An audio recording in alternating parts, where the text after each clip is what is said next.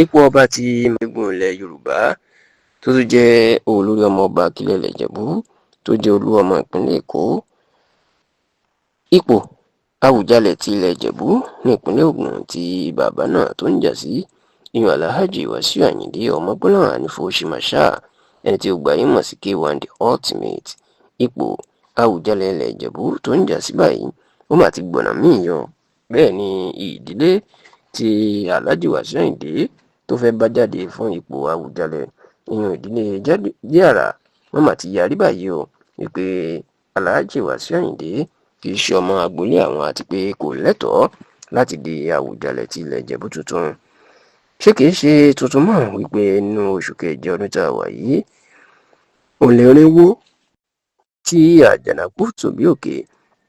nígbà tí Àwùjalẹ̀ ilẹ̀ Ìjẹ̀bú tó jẹ́ gbogbo olórí ọba fún gbogbo àwọn ọba tó wà nílẹ̀ Ìjẹ̀bú ìyẹn ọba Síkírù Adétọ̀nà tí kábíyèsí wàjà lẹ́yìn tí kábíyèsí ṣayẹyẹ 90 ọdún tán. Bẹ́ẹ̀ ló jẹ́ pé títí dàsìkò tá a ṣàkójọpọ̀ ròyìn yìí wọn ò tí ì rí Àwùjalẹ̀ míì, wọn ò tí ì rí jẹ láti inú oṣù keje tí kábíyèsí tó ti wàjà, ṣùgbọ́n tí ìgbésẹ̀ tó ti bẹ̀rẹ̀ nípẹ̀rẹ̀ báyìí èyí tí gbàgbọ́ wà pé nínú ọdún tá a wà yìí ìjọba ìpínlẹ̀ Ògùn yóò lè kéde Àwùjalẹ̀ ilẹ̀ Ìjẹ̀bú tuntun. Ṣùgbọ́n ṣá o, nígbà tí Alhaji Wasiu Ayinde tó darapọ̀ mọ́ ọ̀rọ̀ Àwùjalẹ̀ jíjẹ ní ariwo mà sọ nítorí pé bàbá náà ó lókìkí àti pé ó jẹ́ ẹni tí àwọn ayé mọ̀. Ṣùgbọ́n ibi tí ọ̀rọ̀ tó ti wá lẹ́yìn ni wípé látìgbà tí Wasiu Ayinde tó ti máa ń sọ̀rọ̀ ìdílé ọba Fìdípọ̀tẹ̀ ni ó máa ń pèrè. Bẹ́ẹ̀ ni ìdílé ọba tí ipò Àwùjalẹ̀ kàn báyìí ní Fúsẹ́ńgbòà. Ṣùgbọ́n bí Alhaji Wasiu Ayinde ṣe jẹ́ kó di mọ̀ pé ọba Jábíàrà ni òun tán mọ́ àti ọmọ Jábíàrà lòun jẹ́ òun lẹ́tọ̀ọ́ sí ipò náà, ìnọ̀rọ̀ mà ti di ariwo tó sì jẹ́ pé níṣe ni wọ́n ti ń fà á láàrin ara wọn láàrin àwọn ọmọ olóyè lásìkò yìí. Nígbà tó ń sọ̀rọ̀ ẹni tó dàbí olórí ẹbí fún ẹbí Jábíàrà ìyẹn ọba Akínọlá Ọ̀dẹ́dì náà ó jẹ́ kó di mímọ̀ wípé kò sí ẹni tó mọ Wasiu Ayinde nínú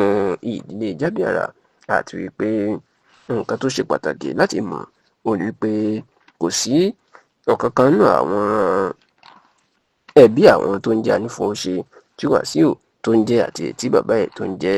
tí ọmọọba Akínọlá Ọ̀dẹ́dì náà tó sì jẹ́ kó di mímọ̀ pé káwọn èèyàn má ṣe dá Alhaji Wasiu Ayinde lóhùn. Wọ́n ní ipò ọba ò tíì kàn àti wípé kò sí nínú ẹbí tí ipò ọba kàn. Ṣá o, tẹlifíṣàn Yorùbá tó gbọ́ pé nǹkan tí Alhaji Wasiu Ayinde kàn mọ̀ ni pé òun tan mọ́ ìdílé Ṣẹ̀tẹ̀joyè tí ó wá láti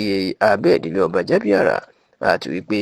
nípasẹ̀ bàbá òun ló ti tan mọ́ ọyún olóògbé Àdìsá Adésànyà Ànífowóṣe tó sì jẹ́ pé níṣe ni ọ̀rọ̀ náà